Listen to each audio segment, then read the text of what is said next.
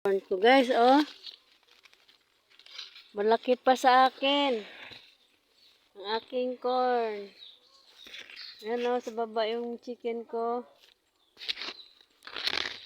Kasi downhill to eh. Meron ng yan oh, meron ng flowers. Yan mga flowers. Yan, ang saya-saya ko. Sa unahan merong mani. Kasi sinubukan ko lang kasing itanim to ngayon. Nag-success ako. Sama-sama naman aking cat. Yan guys, oh. Yan. Baba nga ako.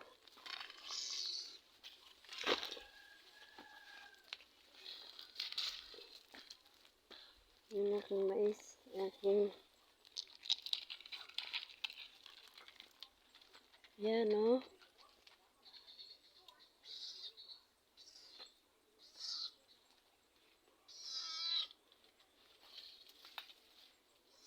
Yan aking maisan. Dami na ng mais. Itumba yung ibang mais.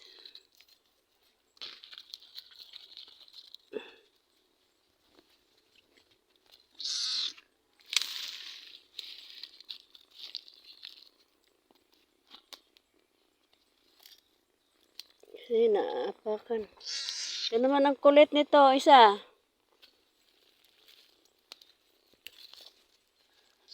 Ha? Uy, look! Ito yung mais ko guys, backyard garden ko. Nilagyan ko ng mais kasi sinubukan ko lang kung maganda yung mais dito para hindi na ako bibili ng bigas o pagkain din ng mga manok, mga alaga ko. Yan.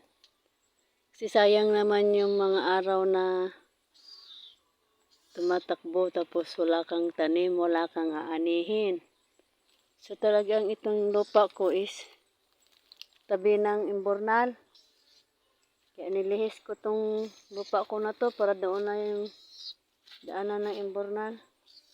So dito tataniman ko pa to dito na area. Salamat nga kay engineer at natambakan akong kahit konti kapag tanim. Ito yung mga mais ko guys.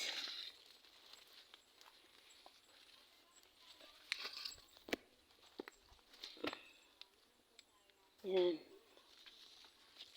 Yan ang mais kong kahit papano ay meron akong ma-harvest sa sunod na buwan. Yan. Medyo dikit lang yung iba kasi yung iba nahuhulog.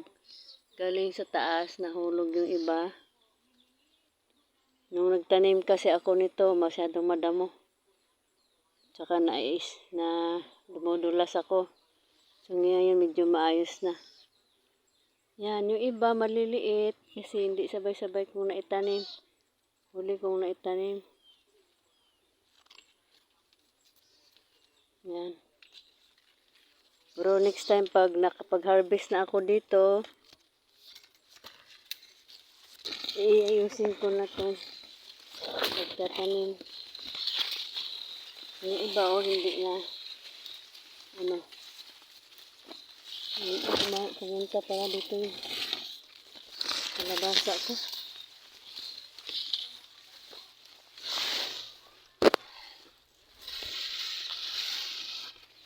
Dito sa baba.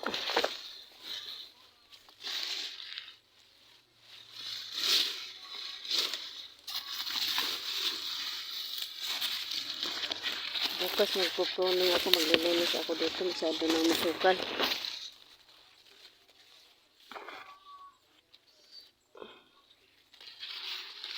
Tanggalin ko na yung ibang dahon.